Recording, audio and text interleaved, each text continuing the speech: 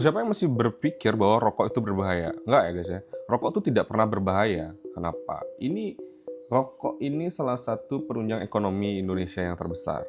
Kenapa demikian? Karena industri tembakau itu menghasilkan banyak lapangan pekerjaan. Lalu kemudian perputaran ekonomi yang besar mulai dari hulu sampai ke hilir.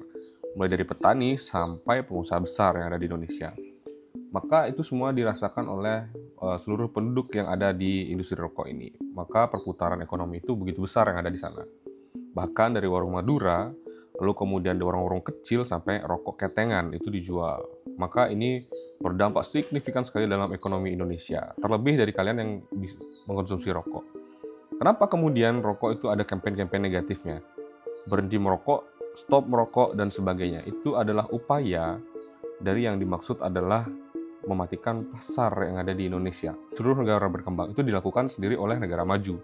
Kenapa? Karena mereka khawatir terhadap industri yang ada di negara berkembang ini akan menyelip mereka di kemudian hari nantinya. Maka industri rokok ini menjadi bahaya bagi mereka karena ini salah satu corong besar yang ada di negara berkembang khususnya Indonesia.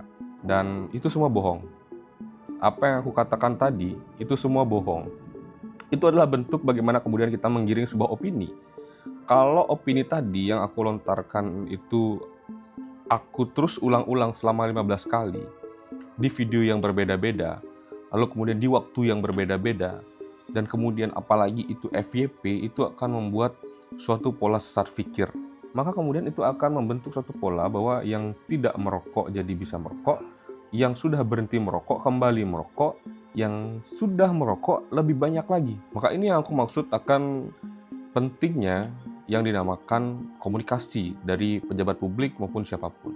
Maka teman-teman tidak boleh menerima informasi itu secara sepenggal-sepenggal, apalagi menerima informasi tanpa disaring terlebih dahulu. Maka kemudian sering terjadinya misinformasi dan juga beberapa hal dan beberapa informasi yang ada itu justru malah menyesatkan masyarakat. Terlebih itu dilakukan oleh seorang pejabat publik. Maka yang perlu kita ketahui bahwa pola sesat pikir ini disengaja. Disengaja karena untuk menggiring suatu opini.